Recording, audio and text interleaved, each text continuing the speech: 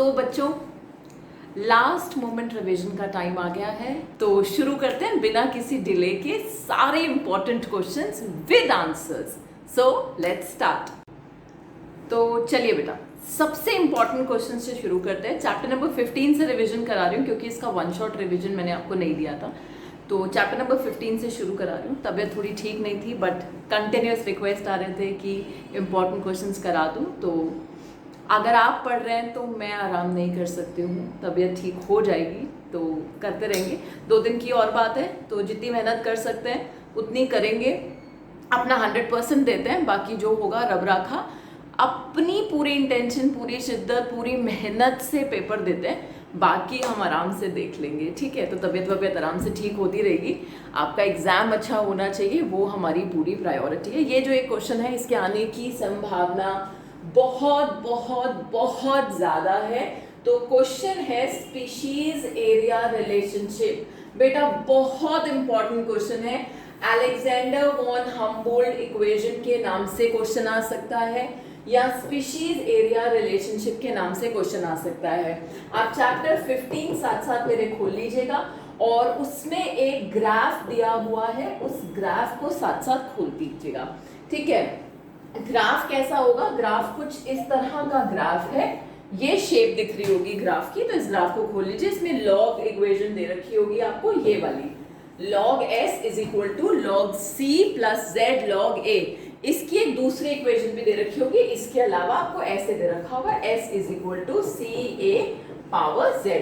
इसी को log में कन्वर्ट किया है, दोनों तरफ जब log लिया तो यहाँ log s आ गया, ये दोनों मल्टीप्लिकेशन में है इसलिए ये दोनों ऐड होंगे, और क्योंकि ये पावर में है इसलिए ये आगे मल्टीप्लाई होगा। ये लॉग का रूल आपको सिखाया गया होगा फिजिक्स में या केमिस्ट्री में, कहीं तो आपको ये पक्का सिखाया गया होगा। अगर आप मैथ्स के स्टूडेंट हैं तो पक्का, अगर आप फिजिक्स केमिस्ट्री है आपके पास तो ये आपको सिखाया गया होगा, ठीक है।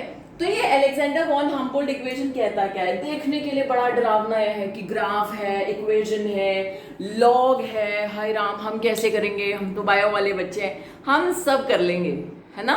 हम डॉक्टर बनने वाले हैं, हम लोगों का इलाज कर रहे हैं, मुश्किलें ठीक कर रहे हैं, आप लोग नीट के एस्पिरेंट्स हैं तो आप तो कुछ भी कर सकते हैं। ये क्या चीज़ है? ये तो लॉग और ग्राफ ही है, सब कर लोगे, कोई दिक्कत नहीं है। छोटा सा कॉन्सेप्ट है, देखो जितना समझा रही हूँ उतना समझ के जाओ, जितना बोल रही हूँ उतना लिखो, कोई नंबर नहीं काटेगा, गारंटी दे रही हूँ बिल्कुल, ठीक है। तो समझ के देखना, स्पीशीज एरिया रिलेशनशिप या फिर अलेक्जेंडर वॉन हम्बोल्ट इक्वेशन के नाम से क्वेश्चन आएगा। 2 बातें ये समझ में आ गई। ये क्या कहता है? कहता है जैसे जैसे आप जंगल का एरिया एक्सप्लोर करते जाएंगे वैसे आपको स्पीशीज रिचनेस दिखने लगेगी, यानी कि वैसे ही आपको जैसे जैसे आप एरिया एक्सप्लोर करेंगे उतनी ज्यादा स्पीशीज रिचनेस आपको दिखेगी। डायरेक्टली प्रोपोर्शनल है, species richness increases with increased explored area, but ये एक लिमिट तक है, क्योंकि आप किनारे से चलेंगे बाद में किनारे पे ही पहुंच जाएंगे ना, तो स्पीशीज रिचनेस कहाँ है? कोर में है, ठीक। तो relationship between species richness and area of number for a number of taxa like plants, freshwater fishes, birds is found to be a rectangular hyperbola। दूसरा क्वेश्चन क्या है कि इसकी स्पीशीज एरिया रिलेशनशिप का जो ग्राफ है उसकी शेप क्या है? रेक्टेंगुलर हाइपरबोला शेप है। इक्वेशन को लिखना कैसे है? s is equal to c a power z, जहां पर s क्या है? स्पीशीज रिचनेस, z क्या है? Slope of line, a area है, और c जो है वो आपका y इंटरसेप्ट है, ठीक है। ये लॉग स्केल पर इक्वेशन है और मैंने आपको दूसरी रियल इक्वेशन भी दे दी है। जब आप इस इक्वेशन पे ग्राफ बनाएंगे, ग्राफ ऐसा आएगा, ठीक है, सॉरी ऐसा आएगा, और जब आपको लॉग पे बनाएंगे तो वो स्ट्रेट लाइन ग्राफ आएगा, ठीक है। कोई दिक्कत नहीं है इस क्वेश्चन में। इसके बाद आप इसको वैल्यूज को लर्न कर लीजिएगा कि z की जो वैल्यू है वो कैसी होनी चाहिए? 0.1 से 0.2 तक, ठीक। पर उन्होंने कहा लार्ज एरियाज में, कॉन्टिनेंट्स में ये वैल्यू 0.6 से 1.2 तक भी जा सकती है। तो जितनी चीजें बोल रही हूं उतनी समझ लेना है। स्पीशीज रिचनेस एरिया एक्सप्लोर्ड के डायरेक्टली प्रोपोर्शनल है, पर एक लिमिट तक। शेप रेक्टेंगुलर हाइपरबोला है, ग्राफ याद कर जाना। इक्वेशन ये है, लॉग स्केल पे इक्वेशन ये है, इन सब का मतलब क्या है और z की वैल्यू क्या है। ये क्वेश्चन 3 मार्क्स में आ सकता है, बहुत ज्यादा चांसेस है इसके आने के। छोड़ के मत जाइएगा, बहुत ज़्यादा चांसेस हैं इसके आने के। तो ग्राफ को ढंग से समझ लीजिए, इसको समझ लीजिए। कोई इसमें ना लॉग बेस्ड क्वेश्चन आने वाले हैं, ना ग्राफिकल क्वेश्चन आने वाले हैं, थ्योरी का क्वेश्चन है, थ्योरी में ही आएगा। z की वैल्यू पूछ सकते हैं, देखने में खतरनाक है, क्वेश्चन बहुत आसान है, ठीक है। चलिए moving ahead, What are the two types of desirable approaches to conserve biodiversity? आसान सा क्वेश्चन है, ऐसा नहीं मैं कहने के लिए कह रही हूँ बेटा, सच में जो चीजें आसान है उन्हें ही आसान कहूंगी, जो मुश्किल है उन्हें बताऊंगी कि मुश्किल है। तो बायोडाइवर्सिटी को कैसे कंजर्व कर सकते हैं ये एग्जाम्पल से समझाइए, ठीक है। दूसरा उन्होंने यहाँ पर एक छोटा सा प्लॉट दे दिया है, what is the association between bumble B and it's favourite orchid. याद है आपको जब चैप्टर 13 कर रहे थे तो इसकी बात कर रहे थे, हाउ वुड एक्सटिंक्शन और change of one would affect another. तो ये तो बेटा चैप्टर 15 से आया है और ये चैप्टर 13 से आया है, तो ये दो अलग अलग क्वेश्चंस हैं, दोनों को समझ लेते हैं। पहले आप इस क्वेश्चन को समझ लीजिए, आंसर आपके सामने लिखा हुआ है, आप स्क्रीनशॉट लेना चाहते हैं तो स्क्रीनशॉट ले लीजिएगा। दो डिजायरेबल अप्रोच है, एक तो इन सीटू, भैया जो कंजर्व करना है उसे घर के घर में कंजर्व कर लो, या एक्स सीटू बाहर घर जैसी कंडीशंस क्रिएट करके उसे सेव कर लो। प्रायोरिटी क्या है, कंजर्वेशन करना है, ठीक है, या तो इन सीटू करो या एक्स सीटू करो। जो चीजें घर में ही बचाई जा सकती हैं नेशनल पार्क से या बायोस्फीयर से, in situ conservation. Ex situ का मतलब है कि अब उन्हें उनके नेचुरल हैबिटेट में सेव नहीं किया जा सकता है, सिचुएशन ज्यादा खराब है, तो उन्हें बाहर ले जाकर घर जैसी कंडीशंस क्रिएट कर कर ज़्यादा प्रोटेक्शन देकर उन्हें सेव करेंगे। जैसे कि हम कोई सीड बैंक ले लें, आप जर्म प्लाज्म कलेक्शन ले लें या टिश्यू कल्चर ले लें, ये सब किसके एग्जाम्पल हैं, XC2 के एग्जाम्पल्स हैं। तो एग्जाम्पल बहुत इंपॉर्टेंट है बेटा। तो method of protecting endangered species of plant and animal in the natural habitat, कुछ नहीं याद रहे तो ये कीवर्ड है, saving animals and plants in natural habitat, इतना सब ना भी याद रहे, ठीक है। थोड़े से भारी शब्द मार देना, प्रोटेक्शन, ठीक है, कंजर्वेशन, ठीक है। और यहां पर वो क्या कह रहा है कि habitat and placing under the care of humans, ठीक है। एग्जाम्पल जरूर याद रखिएगा, एग्जाम्पल बहुत इंपॉर्टेंट है। एग्जाम्पल मैंने अभी भी आपको बता दिए, इन सीटू के कौन कौन से हो गए, नेशनल पार्क्स, बायोस्फीयर्स, ठीक है, वाइल्ड लाइफ सैंक्चुरीज। XC2 में germ plasm collection, pollen bank, seed banks या टिश्यू कल्चर, वो सब XC2 में आएगा। क्रायो प्रिजर्वेशन, वो सब XC2 में आएगा। ये था तो क्वेश्चन चैप्टर नंबर 13 का क्वेश्चन, पर कोई बात नहीं, मैं यहीं पर डिस्कस कर लेती हूँ। आपको याद होगा मैंने आपको एक मिमिक्री का केस बताया था कि जब हम चैप्टर 13 में म्यूचुअलिज्म पढ़ रहे थे, बिल्कुल जहां चैप्टर खत्म हो रहा है समरी के ऊपर ये टॉपिक है, तो वो कहता है मिमिक्री का केस है, या सूडो कॉपुलेशन एक वर्ड हमने पढ़ा था कि जो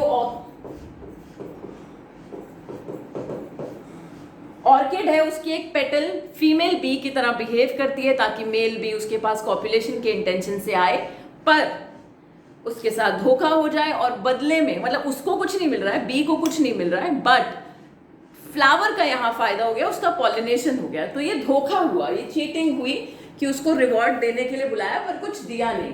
तो यहाँ पर जो आपके लिए वर्ड्स हैं वो क्या इंपॉर्टेंट है, ऑर्किड एम्प्लॉय सेक्सुअल डिसीट। ये कभी कभी होता है बेटा, क्वेश्चन में लिखा हो ये word, to get pollinated by specific bumble bee, है ना। One petal of its flower bears uncanny resemblance। अगर आपको ये आंसर में याद नहीं भी हो रहे तो क्वेश्चन में अगर आए तो समझ जाइएगा इस टॉपिक की बात हो रही है। Male bee perceives it as a female and pseudo copulates, जिसकी वजह से पॉलन जो है वो स्टिग्मा पर डस्ट हो जाएगा। अब ये क्या शो कर रहे हैं, ये को-इवोल्यूशन शो कर रहे हैं। को-इवोल्यूशन का मतलब है अगर बी में कोई भी चेंज आएगा तो ऑर्किड को अपने में वो चेंज लेके आना पड़ेगा, so that it looks like the female bee. So what are they showing, coevolution. If orchid changes, bees must, है ना, अगर बी चेंज होती है तो orchid must have that change. तो ये चैप्टर 13 था, पर चलो कोई बात नहीं, क्वेश्चन तो इंपॉर्टेंट है। हैबिटेट लॉस एंड फ्रेगमेंटेशन उतना ही इंपॉर्टेंट है जितना मैंने अभी आपको स्पीशीज एरिया रिलेशनशिप बोला है। एक्सी2 इंसी2 मेरे हिसाब से उतना इंपॉर्टेंट क्वेश्चन नहीं है, क्योंकि ये आप बचपन में ज्योग्राफी में भी पढ़ते आ रहे हैं, तो लिख ही आएंगे। आ जाता है तो अच्छी बात है, आपकी किस्मत अच्छी है, अगर आ जाता है तो लिख ही आएंगे आप इसको। तो वो बातें देखते हैं जो आने के चांसेस हैं और कहीं ना कहीं गड़बड़ करेंगे। बेटा कीवर्ड्स लिखिए, छोटे सेंटेंस बनाइए, मतलब की बात लिखिए, ज़्यादा लिखने के ज़्यादा नंबर नहीं मिलते हैं, ठीक है। बहुत सजाने का, अंडरलाइन करने का, वो पेंट करने का कोई सीन नहीं है। सीधा सिंपल ब्लू पेन से पूरा पेपर करके आओ, सही लिखा है नंबर मिलेंगे, गलत लिखा है कितना भी सजाया ना कोई मार्क्स नहीं मिलेंगे, ठीक है। पढ़े लिखे लोग बैठे हैं वहां कॉपी चेक करने के लिए। Taking one example each of habitat loss and fragmentation, explain how the two are responsible for biodiversity loss. Explain two different ways of biodiversity conservation. ठीक है, तो habitat loss and fragmentation, if you remember, ये quadrat है ना, आपको याद है, evil quadrat कर एक टॉपिक लिखा हुआ है। इवल क्वाड्रेट का मतलब है कि कौन सी 4 चीजें हैं जो हैबिटाट लॉस के लिए रिस्पॉन्सिबल हैं।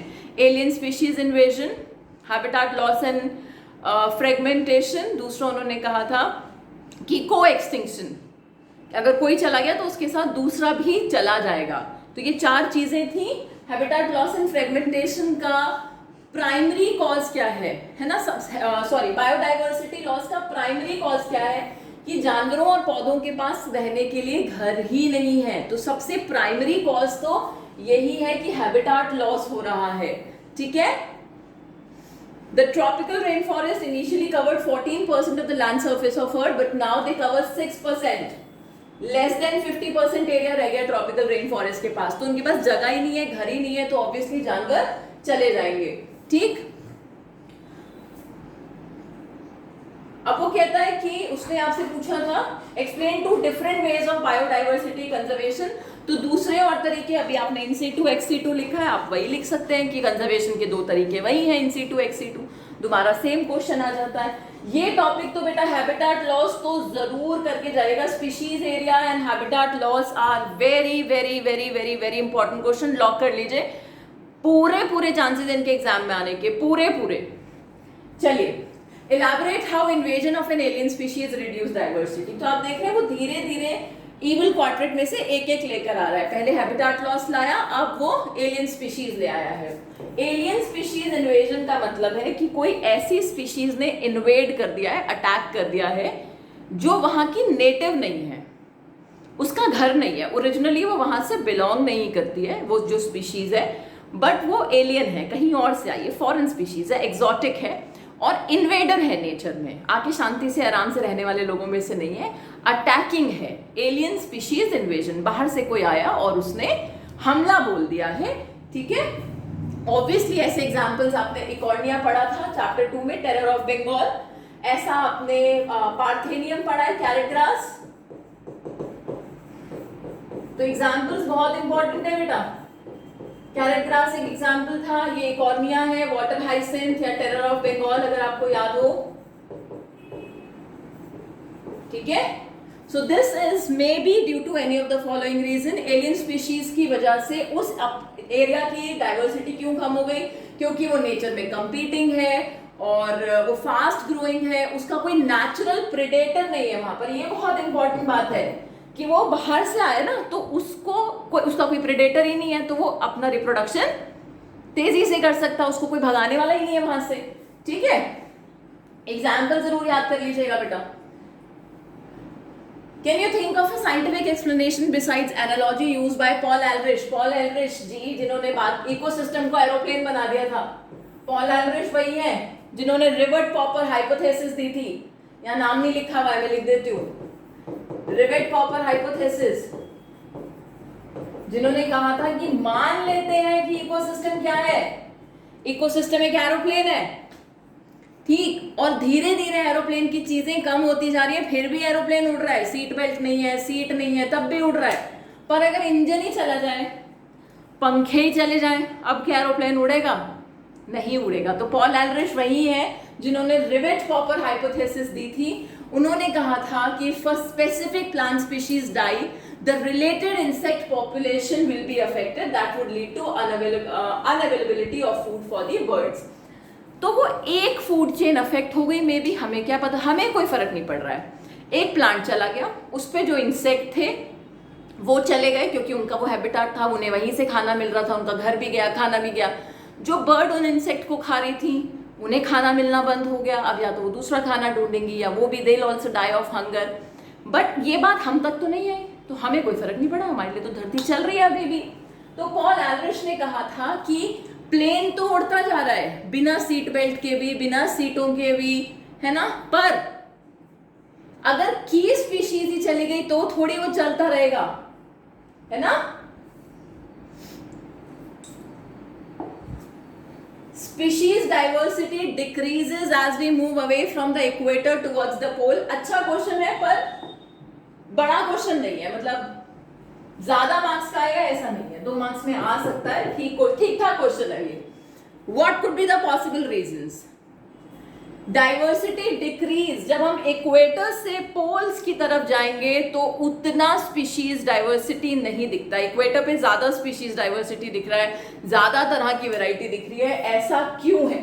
तो एनसीईआरटी ने बिल्कुल क्लियरली लिखा हुआ है कि जब आप पोल्स की तरफ जाते हैं तो टेम्परेचर जो है वो सूटेबल नहीं है, हार्श टेम्परेचर हो जाता है, सोलर रेडिएशन जो है वो डिक्रीज हो जाएगी, रिसोर्सेज की कमी हो जाएगी, जिसकी वजह से स्पीशीज डाइवर्सिटी नहीं हो पाएगी।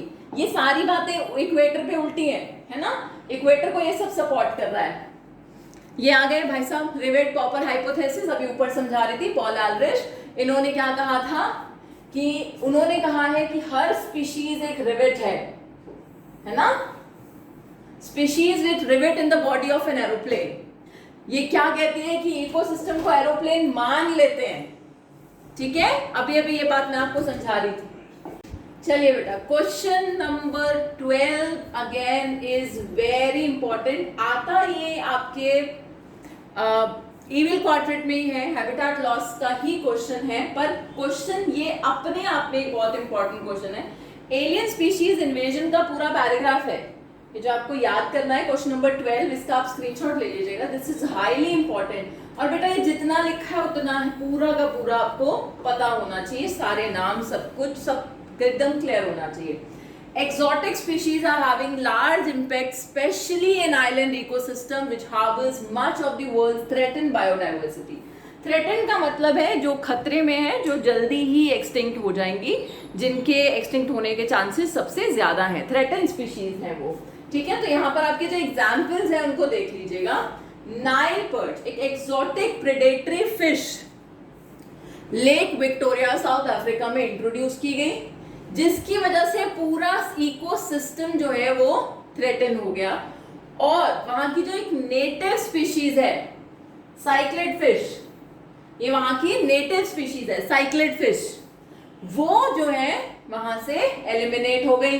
किसकी वजह से? नाइल पर्च के आने की वजह से। इसे कहते हैं एलियन स्पीशीज इन्वेजन। तो जो एक्सोटिक स्पीशीज है, जो फॉरेन स्पीशीज है, वो बाहर से आई, वो इन्वेडर थी, अटैकर थी, और उसकी वजह से वहां के नेटिव स्पीशीज जाने लगे। तो साइक्लेड फिश चली गई नाइल पर्च की वजह से।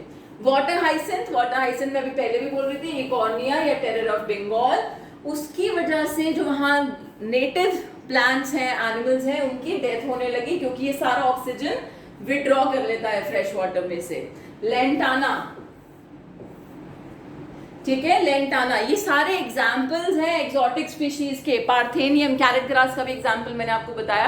तो this is very important question, ये आ सकता है, ये आता बायोडाइवर्सिटी लॉस में ही है, पर अपने आप में भी एक अलग से बहुत इंपॉर्टेंट क्वेश्चन है, ठीक है। जिसको इंपॉर्टेंट बोल रही हूँ बेटा उसको तो आप कर ही लीजिए, पीडीएफ भी मैं आपको दे दूंगी ये सारी। I share a drive link, और उस ड्राइव में ये सारे के सारे जितने भी क्वेश्चंस हैं वो सब होंगे, ठीक है। मैं उतनी बातें बता रही हूँ जितनी आपके लिए इंपॉर्टेंट है। ये बहुत ही अच्छा क्वेश्चन है, आ जाए तो आपके लिए बहुत अच्छी बात है। यूजेस ऑफ बायोडाइवर्सिटी, बहुत आसान, छोटा बच्चा भी कर देगा इस क्वेश्चन को, कि बायोडाइवर्सिटी का फायदा क्या है। फायदा ही फायदा है, पूरी वाटर साइकिल, आपकी सारी बायोजियोकेमिकल साइकिल इससे चल रही है। फोटोसिंथेसिस हो रहा है, आपको सांस मिल रही है, पानी मिल रहा है, खाना मिल रहा है, दवाइयाँ मिल रही हैं, आपका जीवन ही ये सब चला रहा है ना। तो इस एस्थेटिक वैल्यू है, कल्चरल बेनिफिट्स हैं सैक्रेड ग्रोव्स की वजह से, है ना, तो वो सारी बातें, अच्छा सा क्वेश्चन है। आईयूसीएन के बारे में एनसीईआरटी ने बहुत बात नहीं करी है, तो आईयूसीएन के बारे में आप बस थोड़ा बहुत जान लीजिए कि आईयूसीएन जो है वो एक डेटा रखता है कि एंडेंजर्ड स्पीशीज, एक्सटिंक्ट स्पीशीज और थ्रेटेंड स्पीशीज जो है वो कौन सी हैं, कौन से एरिया में है, ठीक है। कंजर्वेशन के बारे में बात करता है, this is not important. Biosphere reserve पर क्वेश्चन आ सकता है, बायोस्फीयर रिजर्व्स क्या है और उनके फंक्शन क्या है, एग्जाम्पल्स क्या है, ठीक है। तो बायोस्फीयर रिजर्व का मेजर फंक्शन ये है कि एक तो ये इन सीटू कंजर्वेशन का एग्जाम्पल है। इन सीटू का मतलब है कि हम जंगल को ही बायोस्फीयर रिजर्व में कन्वर्ट कर देंगे, और ये नेशनल पार्क नहीं है, यानी कि यहाँ पर जो नॉर्मल टूरिस्ट हैं उनकी एंट्री नहीं है। तो नेशनल पार्क में आप घूमने जा सकते हैं, जिम कॉर्बेट, तो बायोस्फीयर रिजर्व्स में इस तरह से आप सफारी वफारी ये नहीं जाते हैं। तो बायोस्फीयर रिजर्व्स में का फंक्शन क्या है, कंजर्वेशन, डेवलपमेंट, या फिर वहां पर एक लिमिटेड एरिया में रिसर्च के लिए स्टूडेंट्स को या ऑफिसर्स को भेजा जा सकता है, एजुकेशन एंड ऑल के लिए, ठीक है, बहुत लिमिटेड एरिया में। इसका एरिया होता है, कोर और बफर एरिया है बायोस्फीयर्स का ना, अगर आप बायोस्फीयर्स को पढ़ेंगे इसका एरिया है। अभी हम बहुत डिटेल में नहीं जा रहे, उतनी बात करेंगे जितनी इंपॉर्टेंट है। Why should we conserve biodiversity, ठीक है, कैसे कर सकते हैं, क्यों करनी चाहिए, क्या इंपॉर्टेंस है, ठीक है। तो ये तो एनसीईआरटी का खुद का ही हेडर है, अगर आप एनसीईआरटी खोल के बैठे होंगे अभी तो हेडर दिख रहे होंगे। बायोडाइवर्सिटी क्यों बचानी है, फिर वही फायदे बता देंगे कि क्या क्या कर रही है हमारे लिए, सब बता देना जो जो इंपॉर्टेंट है, क्या क्या कर रहा है बायोडाइवर्सिटी हमारे लिए, क्योंकि ये सब कर रहा है इसलिए उसे बचाना पड़ेगा। कैसे बचा सकते हैं, फिर वही बातें, इन सीटू कंजर्वेशन और एक्स सीटू कंजर्वेशन से बचा सकते हैं। यहाँ इसने दो बातें और लिख दी, हॉटस्पॉट और सेक्रेड ग्रूव का क्या मतलब होता है बता देते हैं, ठीक है। ये आखिरी की दो लाइनें इंपॉर्टेंट है। They provide protection to species richness and high degree endemism, यानी कि कोई ऐसी चीज है जो बस उसी एरिया में मिलती है, उसे बचा के रखने की कोशिश की जा रही है। सेक्रेड ग्रोव्स की एग्जांपल जरूर याद कर लेना, एनसीईआरटी ने बात की हुई है। बेस्ड क्वेश्चंस आ सकते हैं, तो ये एक केस स्टडी देख लीजिए आप। Kalpana during her educational tour to a removed forest along with her friends got much surprised and shocked to see that a highway was being constructed which passes through the middle of the forest. वो कहते हैं ना कि जंगल का जो शेर है वो आपके घर नहीं आया है, आप शेर के घर आ गए हैं। अर्बनाइजेशन, तो ये भी जा रहे थे तो इन्होंने देखा कि फॉरेस्ट के बीच में से जो है एक हाईवे बन रहा है। She was not at all please to see all this, उसको बिल्कुल अच्छा नहीं लगा, बिल्कुल अच्छी सिटीजन है वो और नेचुरलिस्ट है। And therefore, on returning home from the tour, she contacted the concerned department to stop the construction of such a highway. How would the construction of such a highway affect the biodiversity? तो ये आपको समझना है कि question कहाँ से आ रहा है। बायोडाइवर्सिटी, चैप्टर नंबर 15, कौन सा टॉपिक, बायोडाइवर्सिटी लॉस। कौन सा biodiversity loss, fragmentation and habitat loss. घर छीन रहे हो तो बायोडाइवर्सिटी पर अफेक्ट आएगा। The organism will be confined to smaller areas, जिसकी वजह से अगर उनका हैबिटाट चला जाएगा उनकी फंक्शनैलिटी पर फर्क पड़ेगा और उनका नंबर कम हो जाएगा, डिक्रीज हो जाएगी biodiversity. How are the forest useful to mankind, फिर वही सारी बातें लिख देंगे जितनी अभी बात करी थी। कल्पना के बारे में इससे क्या पता चलता है, कल्पना अच्छी है, एनवायरमेंट को प्यार करती है, ठीक है। ये वाला ग्राफ था बेटा जिसके बारे में बोल रही थी कि अच्छा क्वेश्चन है, करके जाना, ठीक है। चलिए बेटा आगे चलते हैं, क्वेश्चंस को देखते हैं। वो पहला क्वेश्चन कहता है कि ऊटी में बॉटनिकल गार्डन है और सैक्रेड ग्रोव्स हैं अरावली हिल्स में, दोनों ही नेचर को कंजर्व करें, दोनों में अंतर क्या है। तो सैक्रेड ग्रोव एक इन सीटू कंजर्वेशन है, जबकि जो बॉटनिकल गार्डन है ऊटी में वो कैसा है, XC2 है। बस छोटा सा क्वेश्चन है, ठीक है। तो अरावली हिल्स और ऊटी का जो बॉटनिकल गार्डन है वो एग्जाम्पल्स हैं। कभी कभी क्वेश्चन में भी इंफॉर्मेशन होती है तो उसको भी समझने की कोशिश कीजिएगा, क्वेश्चन को भी बहुत ध्यान से पढ़िए। अब एनसीईआरटी मत पढ़िएगा, अब जितने क्वेश्चन आंसर आप ज्यादा कर सकते हैं उसका टाइम है।